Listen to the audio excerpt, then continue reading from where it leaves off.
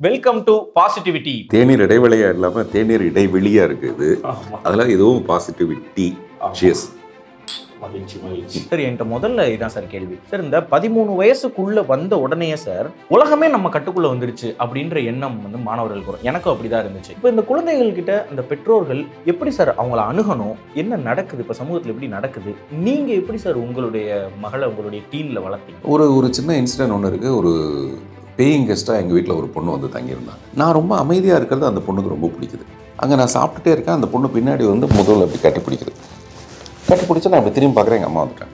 அதே தான், நம்ம எது செஞ்சாலும் அது சரி, நான் இது பண்ணுறேன், அது எனக்கு ரொம்ப சரியாகப்படுது, ஒரு துளி கூட எனக்கு அது தப்பு தெரியலை. சின்னவங்களுக்கெல்லாம் நம்ம அப்புறம் சொல்லிக் கொடுக்கலாம், டீன்ஸுக்கெல்லாம். முதல்ல பெரியவங்க கற்றுக்க வேண்டிய விஷயமே நிறைய இருக்குது. அது ஒரு நட்பு ஒன்று அந்த படத்தில் இருக்குது சார். ஒரு பொண்ணு இருக்கும், இந்த ஐயங்காளி வந்து பிரேக்ஃபாஸ்ட் என்னடா சாப்பிட்டேன், அதெல்லாம் எனக்கு பழக்கமே இல்லை அப்படின்னு உயிரே போயிடும். டீச்சர்ஸ்க்கு எதுக்கு தைரியமாக பேசுகிறாங்க. இது வந்து அப்படியே எங்களை ரெஃப்ளெக்ட் பண்ணுது. வி ஆர் நாட் கிட்ஸ் எனிமோருங்கிறது தான் எங்களுடைய ஃபீலிங். திரு கருப்பழனியப்பன் அவர்கள் ஒரு இன்டர்வியூவில் சொல்லியிருந்தாங்க. என்ன சொல்லியிருந்தாங்கன்னா, நமக்கு இவங்களுக்கு தெரியாத நிறைய விஷயம் நம்ம நினச்சிட்டு இருப்போம். ஒரு இன்டர்வியூவில் அந்த பொண்ணுங்க சொல்லுது, அங்கிள் அப்படி தான் எங்களை பற்றி நினைக்கிறாரு. It's everything is open now, why should we hide அப்படின்னு அந்த பொண்ணுங்களே பேசுகிறாங்க. இதை எப்படி ஹேண்டில் பண்ணுறதுன்னு எங்களுக்கு தெரியும். குட் டச் பேட் டச் எங்களுக்கு தெரியும். எங்களுக்கு தெரியாமல் தான் இருக்கக்கூடாது, எங்களுக்கு எல்லாமே தெரிஞ்சிடணும் அப்படிங்கிறாங்க. எனக்கு உண்மையிலேயே சத்தியமாக சார் நம்ம அப்பா அம்மா பற்றிய விஷயங்கள் உங்களுடைய 15 வயசில் அதெல்லாம் இதுக்கு முன்னாடி எங்கேயாவது தெரியப்படுத்திக்கிங்க சார்? இந்த விஷயம் நான் எப்போ யாருக்கும் சொன்னதில்லை. இப்போ நான் சொன்னேன் ஒன்லி தேநீர் இடைவேளை.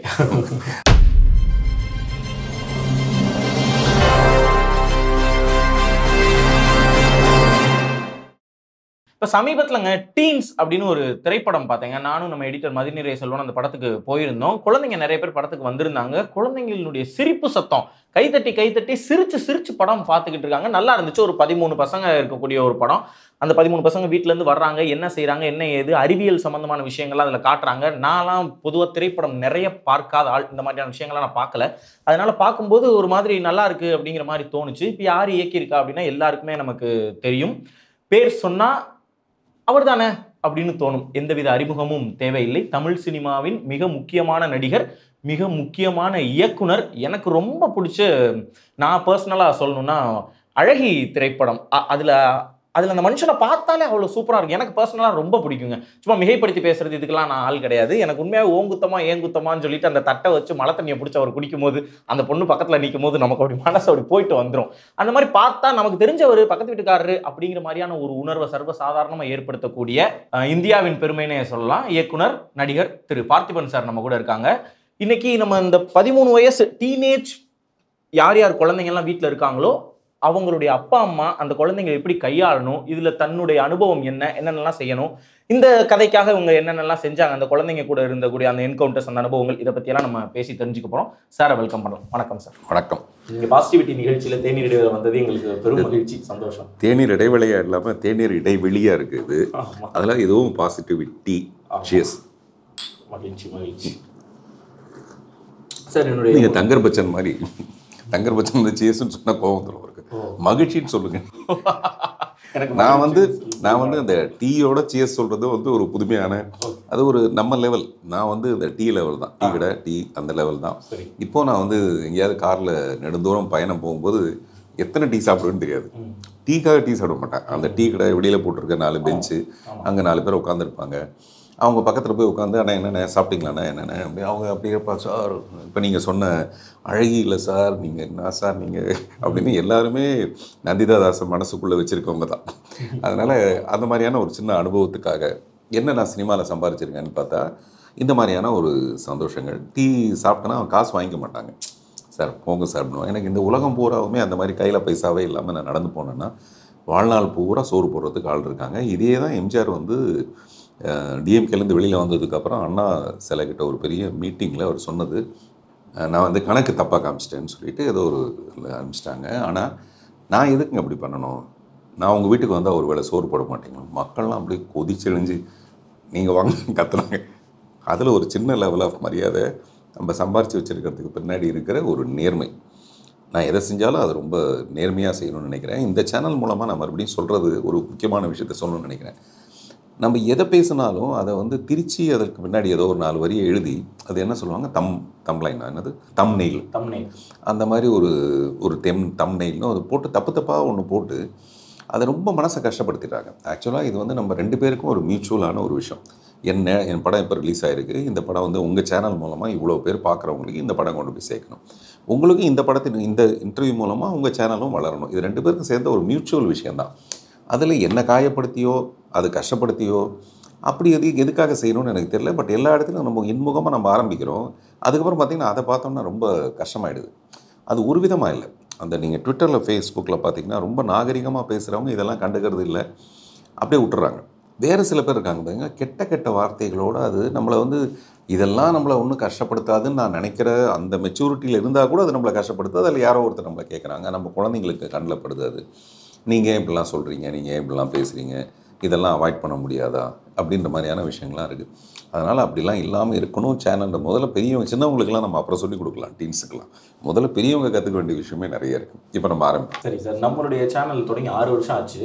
ஒரு 100 இன்டர்வியூஸ்க்கு மேலே மருத்துவர்கள் கிட்ட ஆண்டர்பிரினர்ஸ் கிட்டலாம் பண்ணியிருக்கோம். ஒரு தடவை கூட ஒரு வரி கூட திருச்சி எழுதலை அப்படிங்கிறதே நான் உங்களை சொல்லிக்கிறேன். அதனால பெருமையாக நான் உங்ககிட்ட இதை சொல்லுவேன், நீங்கள் அப்படி பண்ணாதனால நம்மளுடைய இன்டர்வியூ அப்படி இருக்காதுங்கிறதுல நான் உறுதி அளிக்கிறேன். சரி, என்கிட்ட முதல்ல இதான் சார் கேள்வி. சார், இந்த 13 வயசுக்குள்ளே வந்த உடனே சார் உலகமே நம்ம கட்டுக்குள்ளே வந்துருச்சு அப்படின்ற எண்ணம் வந்து மாணவர்களுக்கு வரும். எனக்கும் அப்படி தான் இருந்துச்சு. எங்கள் அம்மா அப்பா கிட்ட நான் எதிர்த்து பேசிட்டு இருக்கேன். அவங்க இந்த விஷயங்கள்லாம் செய்யாத அப்படின்னு சொன்னால் ஏன் செய்யக்கூடாது, என்ன ஏது அப்படின்னு சொல்லி கேட்போம். நம்ம ஒன்று செய்வோம், அது அவங்க தப்புன்னு சொல்லுவாங்க. இதுதான் ஒரு 5-6 வருஷம் நடந்துக்கிட்டே இருக்கும். இப்போ அது பெற்றோர்களுக்கு எப்படி சார் அது எப்படி சார் ஹேண்டில் பண்ணுறது? இப்போ முன்னாடிலாம் அடிச்சிருவாங்க, டம்னு போட்டு நம்மளெல்லாம் அடிச்சு தான் வளர்த்தாங்க. அதுக்கப்புறம் ஏதாவது சொல்லுவாங்க, திட்டுவாங்க. இப்போ அதுவுமே கொஞ்சம் கம்மியாக இருக்குது. இப்போ இந்த குழந்தைகள்கிட்ட அந்த பெற்றோர்கள் எப்படி சார் அவங்கள அணுகணும், என்ன நடக்குது, இப்போ சமூகத்தில் எப்படி நடக்குது, நீங்கள் எப்படி சார் உங்களுடைய மகளை உங்களுடைய டீனில் வளர்த்தீங்க? அதுக்கு முன்னாடி நான் எப்படி வளர்ந்தேன்றதான் ரொம்ப முக்கியமான விஷயம். முதல்ல அதுதான் ரொம்ப இம்பார்ட்டன்ட். இப்போ நீங்கள் சொன்ன மாதிரி உங்கள் பேரண்ட்ஸ் கிட்ட நீங்கள் எதிர்த்து கேட்டீங்க, அவங்க அடித்தாங்க, இந்த கதையை எனக்கு கிடையவே கிடையாது. என்னுடைய குருநாதர் பாக்யராஜ் சார் அப்படின்னா, நான் அப்புறமெல்லாம் கூட எடுத்து பாருங்கள், அங்கே வந்து ஒரு சேர் ஒன்று வச்சுருக்கேன். அந்த மரியாதை வந்து ஒரு பெரிய விஷயம். அப்படியே குருகுலம் மாதிரி நாங்கள் போயிட்டு அவர் என்ன சொன்னாலும் சரி, இங்கே நம்ம கற்றுக்க வந்திருக்கோம். எங்கள் அப்பா இன்னும் கொஞ்ச நாளில் கேன்சரில் இறந்துருவார். அவர் இறக்கிறதுக்குள்ளே நான் டைரக்டர் ஆகிடணும். அப்போ நான் வந்து இந்த கிடைச்ச நேரத்தில் பூரா டைரக்டருக்கு ரொம்ப உதவியாக இருக்கணும். இந்த டைமுக்குள்ளே நம்ம என்ன லேர்ன் பண்ணலாம், எப்படியாவது நம்ம வந்து டைரக்டராக வெளியில் போகணும்.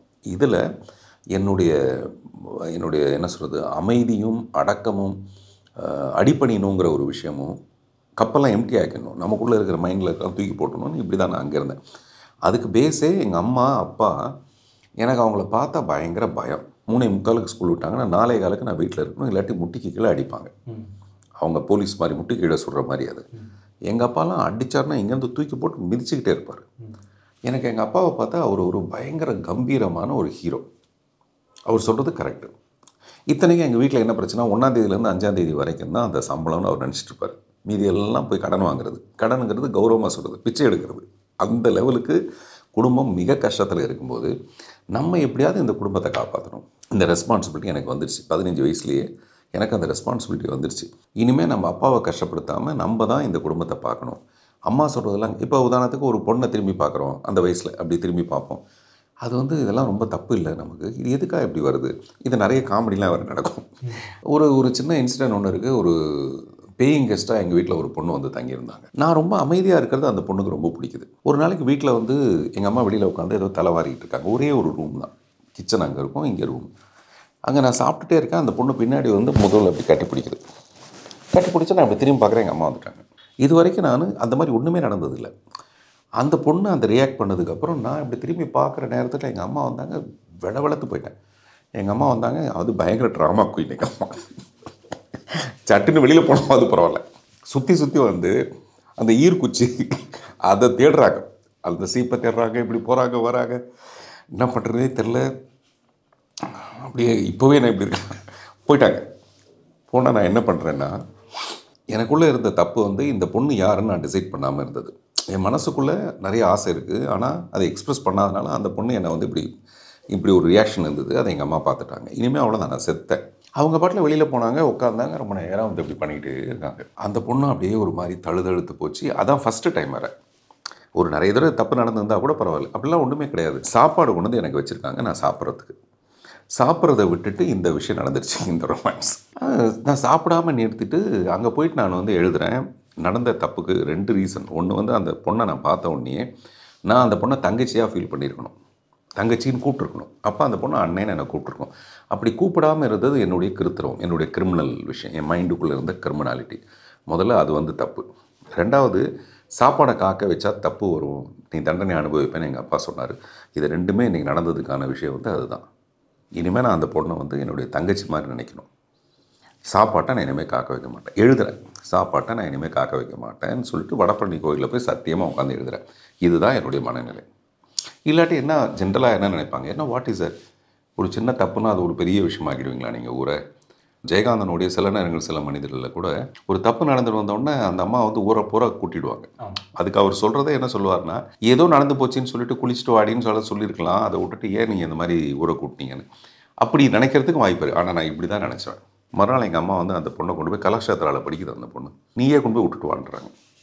அவ்வளோதான். அந்த பொண்ணு வந்து அங்கே என்ன ஆகுதுன்னா, அந்த பொண்ணுக்கு நடுவில் அழகில் நான் எப்படி ஒரு கையால் ஆகாத ஒருத்தனாக இருப்பனோ அந்த மாதிரி ஒரு கையால் ஆகாதவனாக இருந்தேன். பஸ்ஸில் இங்கேருந்து அந்த கலாக்ஷேத்ரா போகிற வரைக்கும் அந்த பொண்ணு என்கிட்ட பேசலை. அங்கே என்ன அந்த பொண்ணு எதிர்பார்க்குறது என்னென்னா, வாட் இஸ் சார் அப்படின்னு அதுதான் அந்த பொண்ணோட மனநிலை. எஸ், எனக்கு பிடிச்சிருக்க அந்த பொண்ணுன்னு சொல்ல வேண்டியதானே, நீ ஏன் இப்படி வந்து இப்படி ஒரு கேவலமான ஆளாக இருக்க நீ அப்படின்றதான் அவங்களுடைய ஃபீலிங்.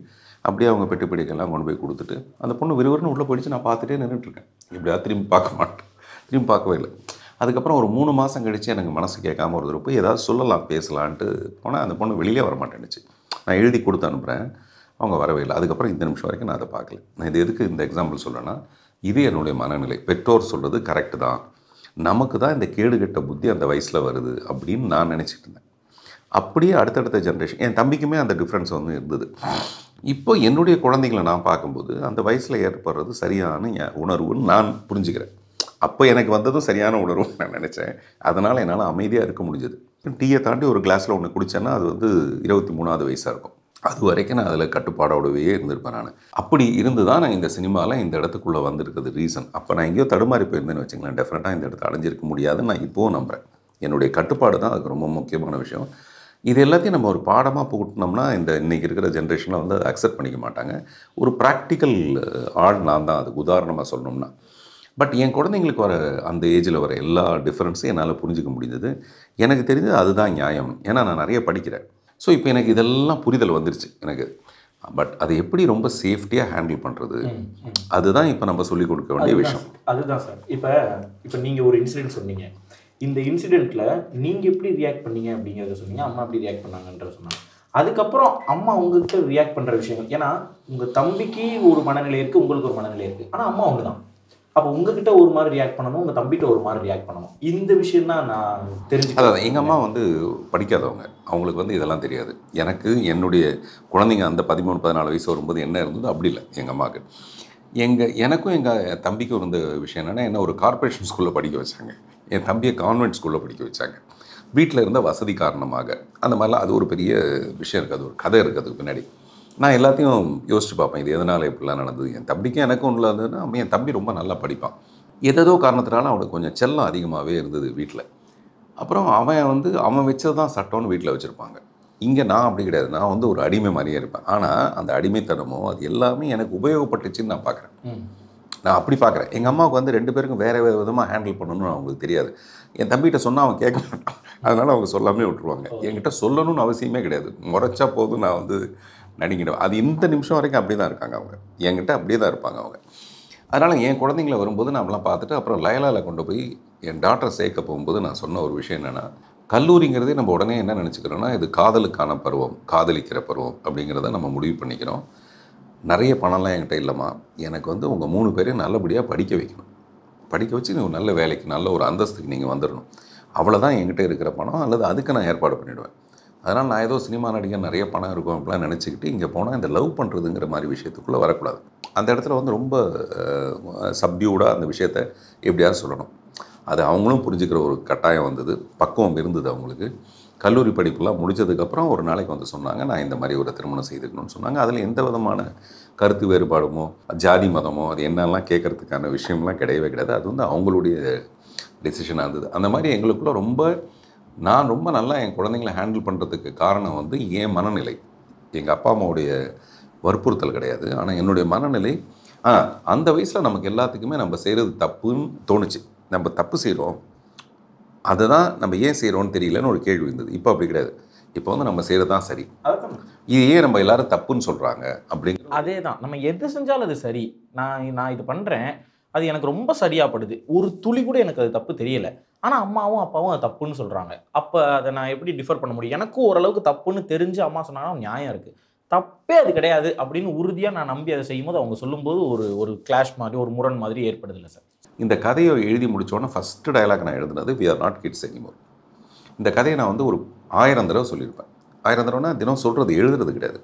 நீங்கள் கிடச்சிங்கன்னா உங்ககிட்ட கதை சொல்லுவேன். வேறு யாராவது ஒருத்தர் கிடச்சா அப்போ first we are not kids எனிமோர்னு ஒரு குண்டா ஒரு பொண்ணு கண்ணாடி புட்டி போட்டுக்கிட்டு ஏஞ்சி நின்று ஃப்ரேமில் சொல்லுவோம் அப்படின்னு சொல்லுவேன். அதுதான் இந்த படமே. காதல் நிறைய பேர் அது ஏங்க காதல்லாம் கேட்குறாங்க. எனக்கெல்லாம் 8வதுல தான் காதல் வந்தது. நிறைய பேருக்கு 5வதுலேயே காதல் வந்திருக்கு. அது என்ன பண்ணி தொலைகிறதுன்னு தெரியல. அது வந்து அப்படி தான் இருக்கும்ன்றது உண்மைன்னு சொன்னால் அதையும் நான் போய் இன்டியூஸ் பண்ணுற மாதிரி இல்லை. நான் அவங்கள ரெஃப்ளெக்ட் பண்ணுறேன். அங்கே இருக்கிற மனநிலையை நான் ரெஃப்ளெக்ட் பண்ணேன். அதில் கூட அந்த 13 பேரில் ஒரு 2 பேர் மட்டும் சூஸ் பண்ணுறேன். பாடியாகவே அழகாகவே அது எல்லாத்தையும் நான் சூஸ் பண்ணுறேன். இவங்க 2 பேருக்கு அது வந்ததுன்னா கொஞ்சம் நியாயமாக இருக்குன்ற மாதிரியான ஒரு விஷயமா நான் சூஸ் பண்ணுறேன். அப்புறம் இந்த லவ் லெட்டர் வச்சுக்கிட்டு ஒரு விஷயம் இருக்குது. அதிலே அப்பா அம்மா எப்படி லவ் லெட்டர் எழுதுறேன். இது எல்லா குழந்தைங்களுக்கும் இருக்கிற கியூரியாசிட்டி 7 வயசில் ஆரம்பிக்குதுன்றாங்க சைக்காலஜிஸ்ட்லாம். 7 வயசுலேயே அந்த ஆண் பெண்ணுங்கிற விஷயம் எல்லாமே இந்த குழந்தைங்களுக்கு வந்துடுது, புரிஞ்சிருது. அங்கேருந்து தேட ஆரம்பிக்குது. எனக்கு கூட அந்த மாதிரி ஒரு தேடல் இருந்திருக்கு. இது என்ன, அது கணவன் மனைவினா எப்படி குழந்தை, இதுக்கு என்னன்னு தெரியல, நமக்கு ஒன்றும் தெரியல. அது ஒரு பயங்கர விஷயமா இருந்தது. உதாரணத்துக்கு இப்போ எல்லாருக்குமே ஒரு டீச்சர் மேலே லவ் வரும்னு சொல்லுவாங்கல்ல. அந்த முதல்ல டீச்சர் மேலே, டீச்சர் எனக்கு ரொம்ப பிடிக்கும். அவங்க வந்து கணக்கு நல்லா எழுதுனா நெத்தியில் முத்தம் கொடுப்பாங்க. அதுக்காவது நம்ம கணக்கு நல்லா போடணும்னு தோணும். ஆனால் இந்த முத்தம் என்ன பண்ணணும்னு தெரியாது, இது என்ன உறவுன்னு தெரியாது, இதெல்லாம் சத்தியமாக தெரியாது. ஒரு 8th ஸ்டாண்டர்ட் படிக்கிற ஒரு பொண்ணுக்கு தெரிஞ்ச விஷயம் 8th ஸ்டாண்டர்ட் படிக்கிற பையனுக்கு தெரியாது. ஏன்னா ஃபிசிக்கலாக அவங்களுக்கு வேறு ஒரு மெச்சூரிட்டி வந்திருக்கும், அந்த மெச்சூரிட்டி இவனுக்கு கிடையாது. இது எல்லாத்தையும் சேர்த்து வச்சு தான் இந்த படத்தோடில் கொண்டு இறக்கி வச்சுருக்கேன் நான். லவ் லெட்டரில் அவங்க 2 பேரும் ஏதோ ஒரு லவ் லெட்டர் எழுதுனாங்க. அந்த லவ் லெட்டர் மட்டும் இங்கே இருக்குது, லவ் இல்லை. அவங்க 2 பேரும் பிரிஞ்சுட்டாங்க. They're separated and I am the mediator. அதுக்குள்ளே இருக்கிற பெயின், டே பார்த்துடா நீங்கள் இப்போ தான் லவ் பண்ண ஆரம்பிக்கிறீங்க, உங்கள் நிலம், இது எல்லாமே நான் வந்து நடக்கும். ஆனால் அதுக்கு பின்னாடி ஒரு வார்னிங், தம்மடிப்போம், ஆனால் சிகரெட் ஸ்மோக்கிங் இன்ஜூரிஸ் டு ஹெல்த்துன்னு நம்ம போடணும். அந்த மாதிரி தான் நம்மளால் செய்ய முடியும். அப்படி தான் இந்த படத்துக்குள்ளே நான் இது நிறைய விஷயங்களை அதிலேருந்து கொண்டு வந்திருக்கேன். மாதிரி ஒரு நட்பு ஒன்று அந்த படத்தில் இருக்குது சார். ஒரு பொண்ணு இருக்கும், இந்த ஐயங்காளி வந்து எல்லாரும் போங்க, அந்த ஒரு பையன் வந்துட்டு நீ போ, உன்னால தான் எப்படியாச்சு 13th வந்த நீ தான் அது அப்படின்னு சொல்லும்போது அந்த பொண்ணு 12 விட 11 ரொம்ப நல்ல நம்பர், நான் போயிட்டு சென்டிமெண்டல்ஸ் அப்படிங்கிற மாதிரி வசனங்கள்லாம் அந்த இடத்துல இருக்குது. அப்போ அந்த இடத்துல ஒரு நட்புமே நீங்கள் போர்ட்ரே பண்ணுறீங்க. நீங்கள் பாருங்கள், ஒன்று வந்து காதல்னு சொல்கிறேன். அது ஒரு காதல், ஒரு ஆர்ப்பரிப்பு, அலை எல்லாமே அதுக்குள்ளே இருக்குது. ஏன் நைனிக்கான ஒரு ஃபீல் ஒன்று இருக்குது, பறக்கிறாங்க. இந்த இடத்துல எவ்வளோ அழகான ஒரு அழகாக இருந்தது, சூப்பராக இருந்தது. அதில் அந்த பொண்ணு 2 பேரும் செலக்ட் பண்ணுறேன். அந்த பொண்ணு வெறும் கண்ணில் தான், அப்படியே கண்ணிலேயே ஒரு மயிலிறகு இருக்கும். இப்போ நீங்கள் சொன்னீங்கல்ல சார், ஒரு 13 வயசு பொண்ணுக்கு இருக்கிற மெச்சூரிட்டி அந்த பையனுக்கு இருக்காதுங்க. அந்த பொண்ணு செம மெச்சூர்டாக இருக்கும் சார், பயங்கர மெச்சூர். இங்கே பாருங்க, நான் இயக்குனர்கிட்ட பேசுறேன் தெரியாமல் யார்ட்டையோ பேசுகிற மாதிரி நான் சொல்லிக்கிட்டு இருக்கேன். அந்த பொண்ணு மெச்சூர்டாக இருக்கும். இல்லை, எனக்கு நீங்கள் சொல்கிறது ரொம்ப சந்தோஷமாக இருக்குது. சென்டிமெண்டல்ஸ் அதெல்லாம் நீங்கள் சொல்லும்போது இதை நிறைய பேர், நான் விமர்சனம் செய்கிறவங்களை குறைன்னு சொல்லலை, பட் ஒரு டைரக்டருக்குன்னு ஒரு ஸ்டைல் ஒன்று இருக்குது. அதில் இந்த பையன் வந்து வெறுமே சாதாரணமாக பொடி அப்படின்னு சொல்கிறதுக்கு பதிலாக சென்டிமெண்டல்ஸ், ஒரு அழகாக வார்த்தையை உடைச்சி அதுக்குள்ளே இருக்கிற ஒரு விஷயம் சொல்கிறோம். அந்த நீங்கள் சொல்கிற மாதிரி 13 12 விட வந்து 11 நல்ல நம்பர்ப்பா, அதனால் நீங்கள் போங்க. இது வந்து மேபி என்னுடைய புத்திசாலித்தனமாக இருக்கலாம். ஃப்ளாட்டாக ஒரு டயலாக் எழுதாமல் அந்த டயலாக்குள்ளே ஏதாவது ஒரு விஷயம் வச்சுக்கலான்னு நான் யோசிக்கிறது. ஆனால் நானே எல்லாரும் அந்த பையனை கன்வின்ஸ் பண்ணி உட்கார வச்சதுக்கப்புறம் அவன் அப்படியே பார்த்துக்கிட்டே அவள் கேட்பா, இந்த மாதிரி பிரேக்ஃபாஸ்ட் என்னடா சாப்பிட்டேன், அதெல்லாம் எனக்கு பழக்கமே இல்லை அப்படின்னுவான். உயிரே போயிடும். அங்கேருந்து தான் மியூசிக் ஆரம்பம். பழக்கமே இல்லை அவனுக்கு, பிரேக்ஃபாஸ்ட்னால் என்னன்னு தெரியவே தெரியாது. அப்புறம் அவள் எடுத்து கொடுப்பா, வேணான்னுவான். சாண்ட்விச்சில் ஏன் தெரியுமா 2 பீசஸ் ஆஃப் பிரெட் இருக்குது அப்படின்னு கேட்பான். இதை நம்ம வழக்கமாக அந்த KS கோபாலகிருஷ்ணன் காலத்துலேருந்து இது என்ன எழுதுவோம்னா, இது உனக்கு ஒரு பீஸு எனக்கு ஒரு பீஸு, அதனால தான் இதில் வந்து 2 பீஸ் இருக்குது. இது என்னடா ஃபீடிங், இது ஸ்பூன் ஃபீடிங் மாதிரி இருக்குல்ல. இன்றைக்கி குழந்தைங்களாம் வேறு லெவலில் இருக்காங்கன்ட்டு அவன் சொல்லுவான். இந்த மாதிரி எதுக்கு தெரியுமா, அவன் அதுக்கு பதில் வந்து புரியுது அப்படின்வான். புரியுதில்ல, ஆமாம் புரியுதில்ல, நீ சாப்பிடு அப்படின்வான்.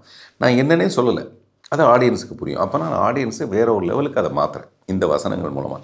இந்த வசனமும் நான் தான் சொல்கிறேன், இந்த மென்டல்ஸ் மாதிரியான விஷயமும் நான் தான் சொல்கிறேன். பிசடிக்க போனவன் மிஸ் ஆனவன் எப்படி பிசடிப்பான், டே நீ அவரை மாதிரியே பேசுகிறடா, ஆமாம் நீ அவரை மாதிரியே பேசுகிறடா ஒரு வசனம். ஸோ இதெல்லாம் நானே எனக்கு ஆமாம் வெள்ளெல்லாம் பயங்கரமாக இருந்தது, நான் ரொம்ப ரசித்தேன். வெள்ளு கிணறு இருக்கும், வெல் அவங்க என்ன பண்ணாங்க, இங்கிலீஷ் பேசுறவங்க அப்படிதான் அடிக்கடி வெல் பயன்படுத்துவாங்க. வெல் பயன்படுத்தி இந்த வெல்குள்ள விழுந்திருப்பானோ, வெல் அது எங்க போய் சூப்பரா முடியும்னா வெல் டன் ஏதோ சொல்லுவாங்களா, இன்னும் ஒரு ஆமாம் கடைசியில் விளையாட்டுக்கு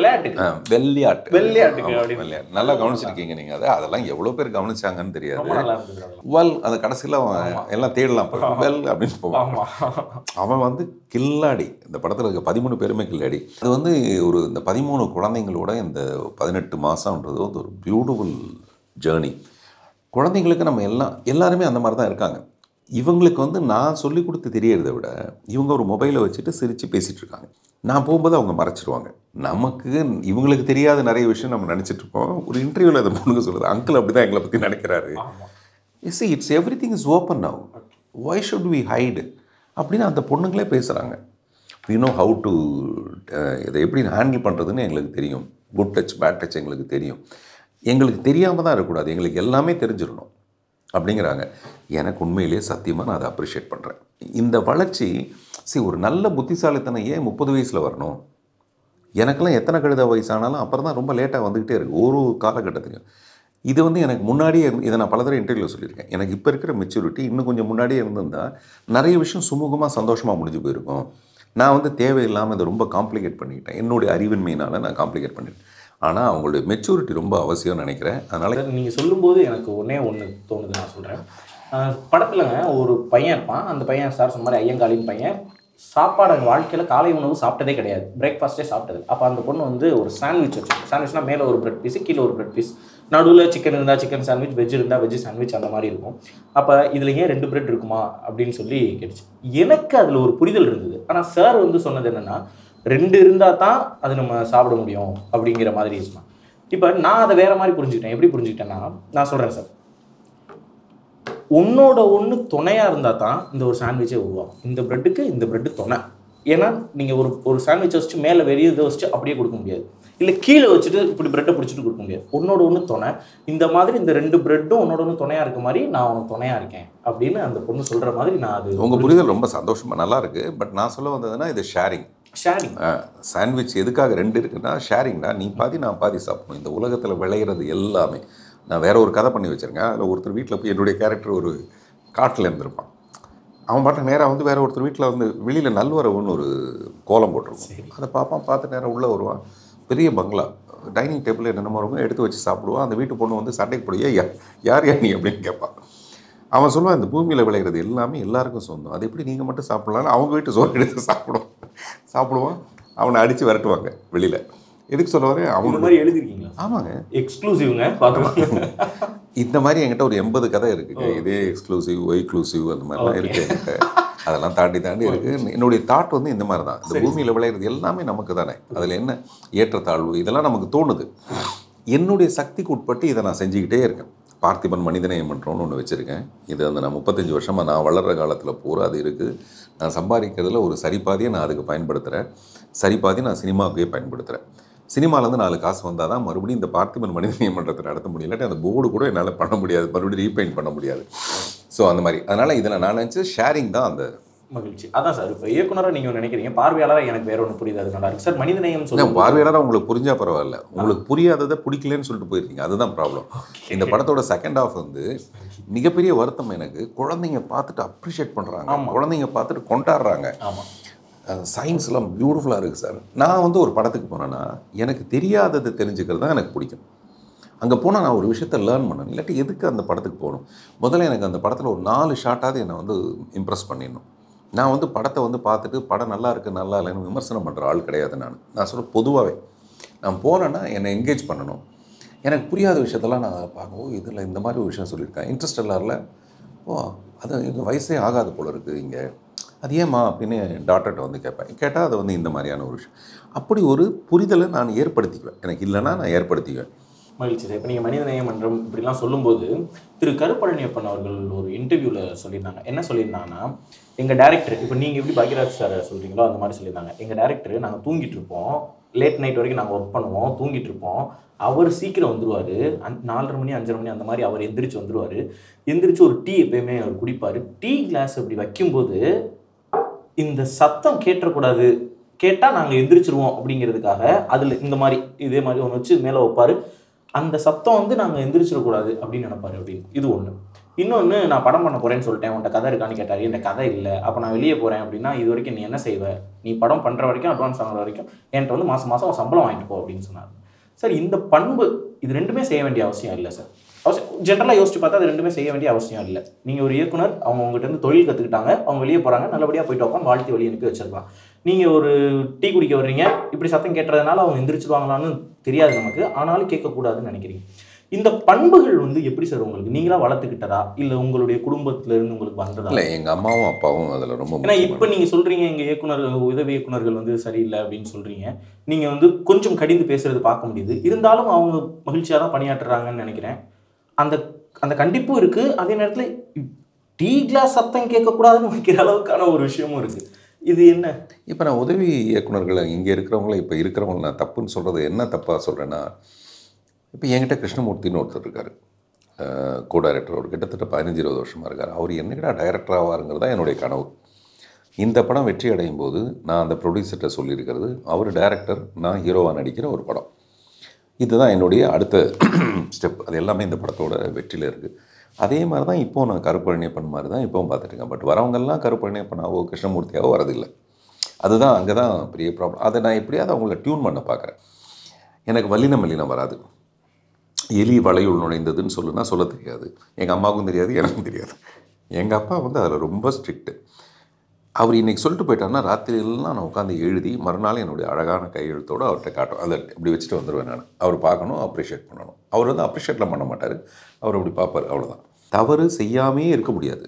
ஆனால் அந்த தவறுன்னு புரிஞ்சுக்கிட்டோம்னா நம்ம திருத்திக்கலாம். இதெல்லாம் வந்து இப்போ நான் ரொம்ப பயங்கர டிப்ரெஷனில் இருக்கேன். ஆனால் இந்த டிப்ரெஷனுக்கு வந்து இது அல்லது ட்ரக்ஸு என்னை நிலை மறக்க செய்கிற ஏதோ ஒரு விஷயந்தான் என்னை ஆட்கொள்ளும்னா அதை விட கொல்லி வேறு ஒன்றுமே கிடையாது. சாவடிச்சிடும் அதை ஒன்று.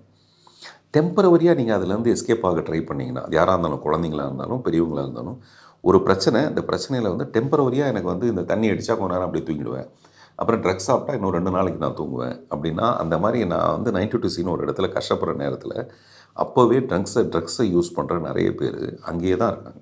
அதுக்கு நம்ம வேறு ஏதோ ஒரு காரணத்தை சொல்ல முடியாது. இப்போ என்னுடைய எல்லா தவறுக்கும் நான் தான் காரணம் அப்படின்னு எனக்கு புரியுது. அதனால் நீங்கள் கருப்பழனியப்பன் சொன்ன விஷயம், இவங்களுக்கெல்லாம் நான் வந்து எனக்கு ஒரு பேசிக்காக எனக்கு கொஞ்சம் வருமானம் வேணும்னு ஆசைப்படுறதுக்கு ரீசனே நீங்கள் சொல்கிற இதை விஷயத்தை நான் மெயின்டைன் பண்ணணும். எனக்கு பின்னாடி ஒரு 10 பேர் அசிஸ்டன்ட்ஸ் இருக்காங்களா, இவங்களுக்கு நான் வந்து ஃபீட் பண்ணணும். இவங்க ஒரு நல்ல நிலைக்கு வர வரைக்கும் அது என்னுடைய ரெஸ்பான்சிபிலிட்டி. இப்போவும் மாதம் பிறந்த 5ஆம் தேதி அன்றைக்கி கவர்மெண்ட் சம்பளம் மாதிரி பணம் கிடைக்கும் எல்லா அசிஸ்டன்ஸுக்கும். இந்த மாதம் மட்டும்தான் அது தவறி போய் இன்றைக்கி நடக்க போகுது. அது பிகாஸ் படம் ரிலீஸ்ன்னு இருந்துட்டதுனால பண்ண முடியல. இருக்கிற பணத்தை நான் எங்கேயும் போய் கடன் வாங்க மாட்டேன். முடிஞ்ச வரைக்கும் எனக்கு நான் ரொம்ப உண்மையாகவும் எனக்கு நான் வந்து நேர்மையாகவும் இருந்தால் நான் சந்தோஷமாக இருப்பேன். எனக்கு ஏதாவது ஒரு குற்ற உணர்ச்சி இருந்ததுன்னா இந்த மாதிரி என்னால் பேச முடியாது. அதனால் நான் ரொம்ப கிங் மாதிரி தான் இருக்கணும்னு ஆசைப்படுவேன். சார், நம்ம அப்பா அம்மா பற்றிய விஷயங்கள் உங்களுடைய 15 வயசில் அதெல்லாம் இதுக்கு முன்னாடி எங்கேயாவது நம்ம தெரியப்படுத்திருக்கீங்க? சரி, எனக்கு தெரியும். இல்லை, அப்படி இல்லை. இந்த விஷயம் நான் இப்போ யாருக்கும் சொன்னதில்லை. இப்போ நான் சொன்னேன் சொன்னதில்லை. அது நான் ஒன்றும் பெரிய பிளான் பண்ணுறது இல்லை. நான் என்ன பேச போகிறேன்னு சத்தியமாக எனக்கு தெரியாமல் நான் கிடுகிடுன்னு பேசுவேன். அது சில நேரத்தில் அது யாரையாவது ஹர்ட் பண்ணிவிடும். நான் அது மட்டும்தான் பயப்படுவேன். யாரையாவது இங்கே இப்போ கமல் சார்னா எனக்கு அவ்வளோ பயங்கர தீவிர ஃபேன். ராஜா சார்னா எனக்கு அப்படிப்பட்ட உயிர். இந்தியன் 2 பற்றி நான் முன்னாடியே கேள்விப்பட்டேன், அதனால் ஃபஸ்ட் டே பார்க்கல. அந்த படம் சரியில்லைன்னு கேள்விப்பட்டேன், அதனால் நான் ஃபஸ்ட் டே பார்க்கல அப்படின்னு நான் சொன்னதாக. சத்தியமாக இந்த உலகத்தில் இருக்க எவ்வளோ முட்டாள் கூட அப்படி சொல்ல மாட்டான். நான் ஒரு நல்ல பொசிஷனில் இருக்கிறவன், நான் எப்படி அப்படி பேசுவேன். தேடி பார்க்குறேன். அப்புறம் என்ன நடந்திருக்குன்னா, நான் சொல்ல வந்தது என் படம் நல்லா இருக்குது, பம்பாட்டா ஹிட்டுன்னு ஃபஸ்ட்டு டே தெரிஞ்சிருந்தால் நான் போய் இந்தியன் 2 பார்த்துருப்பேன். ஃபஸ்ட்டு டே என் படம் சரியில்லைன்னு வந்ததுனால நான் வந்து இந்தியன் 2 பார்க்காம தேட்டராக ஓடிட்டு இருந்தேன் நான். இதுதான் நான் சொன்னது. அப்படியே அதை புரட்டி போட்டதுனால எனக்கே ராத்திரிலாம் பகீர் ஆகிடுச்சு. நம்ம இப்போ அப்படி சொல்லுவோன்னு சொல்லிட்டு அந்த ஃபுல் இன்டர்வியூ பார்க்குறேன். அந்த மாதிரி ஒன்றுமே இல்லை. சரிகமபதினியோட போஸ்டர் 50வது நாள், அப்பாடி 50வது நாள், இதுதான் போஸ்டர். அப்பாடி 50வது நாள். அப்போல்லாம் கருப்பழனியப்பெல்லாம் கூட இருக்கார். பாலச்சந்தர் சார் 7 பக்கத்தில் எனக்கு லெட்டர் எழுதினார். இப்படி ஒரு சென்ஸ் ஆஃப் ஹியூமர், அதுக்கு பின்னாடி இருக்கிற பெயின். நான் சொன்னேன், எனக்கு தானே சார் தெரியும், 50 நாள் நான் எப்படி ஓட்டினேன்னு எனக்கு தானே சார் தெரியும் அப்படின்ட்டு. ஸோ அந்த மாதிரி ரொம்ப நன்றி உங்களுடைய. அப்புறம் நீங்கள் வந்து படத்தை ரசித்ததும் அதுக்குள்ளே இருக்க வசனங்களும் நம்ம எதிர்பார்க்குறதே அதுதான். ஒரு படத்தை பார்த்தோமா, இந்த படத்தில் ஒரு 4 விஷயம், அந்த ஐயங்காளி ஒரு சமுதாயத்தில் எங்கேயோ ஒரு கீழ்மட்டத்தில் அவனை நிறுத்தி வச்சிருக்க இந்த சமுதாயத்தோட கொடுமையிலிருந்து அந்த பையனை உசத்தி இன்னொரு பிளானெட்டில் போய் கால் வைக்கிற முதல் மனிதன் அவன் தான் சொல்கிற ஒரு இடத்துக்கு நான் கொண்டு போய் நிறுத்துகிற ஒரு ஹீரோ அவன் தான்ட்டு. இந்த படத்தில் நானே ஹீரோ கிடையாது, அந்த பையன் தான் ஹீரோ. இப்போ அவர் வந்து கூலி படத்தில் அடுத்து அவர் நடிக்க போகிறாரு, ரஜினி சார் படத்தில்ன்ற ஒரு பெருமையோடு இருக்கா அந்த பையன். அவ்வளோ பெரிய விஷயத்தை செஞ்சுருக்க நம்மளை படத்தில் இவ்வளோ நல்ல விஷயங்கள் நல்லா இருக்குது. சில விஷயங்கள் எங்களுக்கு புரியல. இந்த சயின்ஸ் வீட்டுக்கு போய் பார்த்தா பாக்யராஜ் அப்படி தான் சொன்னார், இன்னும் அது இந்த கோல்டன் டிஸ்க் நீ நிறைய படிக்கிறியா, நமக்கு அந்த மாதிரி போய் வீட்டில் போய் படித்து பார்த்தா தான் தெரியும் நீ என்ன சொல்கிறேன். வீட்டில் போய் படித்து பாருங்கள். ஆனால் நான் சொல்கிறது இந்த கதைக்கும் அதுக்கு சம்மந்தமே கிடையாது.